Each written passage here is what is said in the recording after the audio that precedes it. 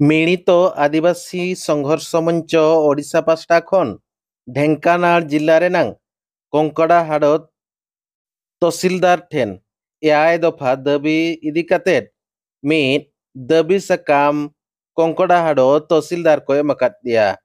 ᱛᱷᱨᱚ ᱠᱚᱝᱠᱚᱰᱟᱦᱟᱲᱚ ᱛᱚᱦᱥᱤᱞᱫᱟᱨ ᱦᱚᱛᱮᱛᱮ ᱵᱷᱟᱨᱚᱛ ᱨᱤᱱᱤᱡ ᱢᱚᱦᱟᱢᱚᱦᱤᱢ ᱨᱟষ্ট্ᱨᱯᱚᱛᱤ ᱫᱨᱚᱯᱚᱫী ᱢᱩᱨᱢᱩ, ओडिशा रिनिज मुख्यमंत्री मोहन चरण माझी, जिलापाल ढेंकानाल, डीएफओ ढेंकानाल और सब कलेक्टर कामाख्यानगर नौका दाबी सकाम को कूल का मेनते मिलित आदिवासी संघर्ष मंच ओडिशा पास्टा खन बड़ाय आकना। आदिवासी को लगी दो गोटा पड़ागे ओत हासा भिटामाटी बांचाव लगी संघर्ष जारी रेगे मेनाआ। पीढ़ी तायम पीढ़ी ओना टोठारे ओड़ा दुआर चास बास काते चे पाटा पत्र एमानते ताहेन तुलुज रहो सरकार बांगमा कॉर्पोरेट को बड़ी नजर ते हेज कातेद उनको को विस्थापन कना बांखान आकोआ भिटामाटी बांचाव लगिद संघर्ष को जारी दोका कना।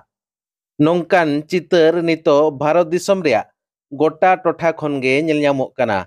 ओनकागे तेहेन हो उड़ीसा रियांग आयमा गान टोठारे ओकारे दो कंपनी ᱧᱩᱛᱩᱢते ओकारे दो डेवलपमेंट ᱧᱩᱛᱩᱢते आर ओकारे दो सौंदर्यकरण ᱧᱩᱛᱩᱢते को विस्थापनेत कोआ आर बतर रे आदिवासी मेना कोआ।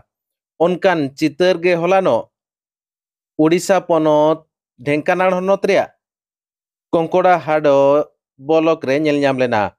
हलानो मिलित आदिवासी संघर्ष मंच ओडिशा पास्टा खन सापड़ाव लेन मिद मिছিল रे हजार हजार हर हेज कातेद कंकड़ाहाड़ो तहसीलदार को घेराव लेदिया आर कंकड़ाहाड़ो तहसीलदार के एआई गोटांग दाबी इदी कातेद मेमोरेंडम को चाला दे ताहेन।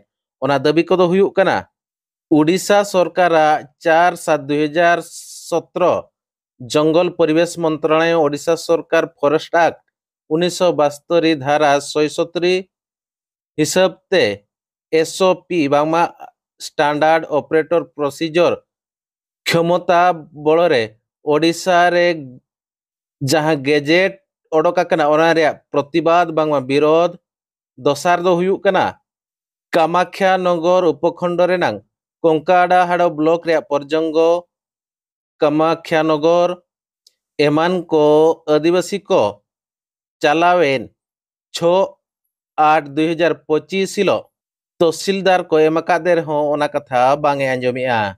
तेसार रे हुयुग कना 4 खन 5 पीढ़ी हुयुग कना बिरासाड़ो अनंतपुर महावीर रोड संरक्षित जंगल बांगमा रिजर्व फॉरेस्ट रे स्थायी भावे ताहेगन अगुकार रहो को साउते सरकार पास्टा खन घोरडीहो बांगमा स्थायी बासिंदा प्रमाण पत्र ᱧᱟᱢ रहो साउते चाषो जमी प्रमाण पत्र बांगमा जंगल जमी शिरोनामा ᱧᱟᱢ रेहो फॉरेस्ट एक्ट को लगुइया ओना को बांग लगु लगित को नेहर का दिया।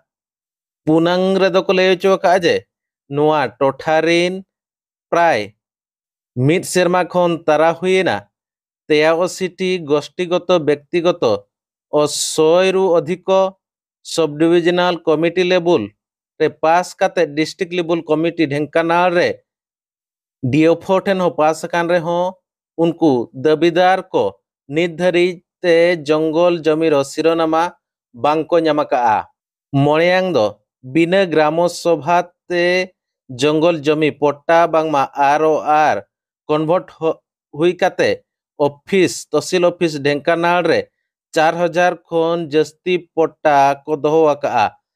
जुदी ओना को दोहो आका एनखान ओना दो होड़ा चे तहसील स्टाफ मेनते को कुकली को दोहो आका।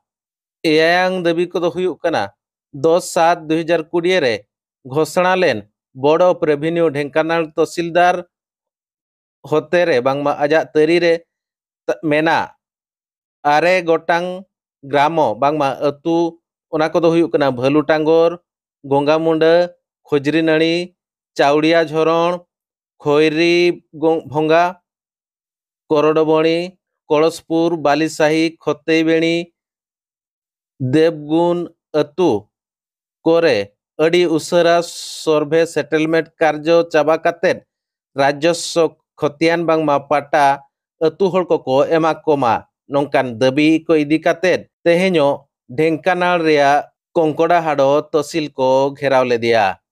চলো তবে ওনা রেᱭᱟᱜ রেᱛᱮᱫ ᱜᱮᱵᱚ ᱧᱮᱞ লেগে।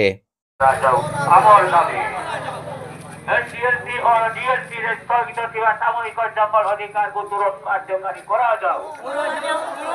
এনডিএলসি ও ডিএলসি ରେ স্থগিତ ଥିବା ସାମୟିକ ଜଙ୍ଗଲ ଅଧିକାରକୁ ତୁରନ୍ତ କାର୍ଯ୍ୟକାରୀ କରାଯାଉ।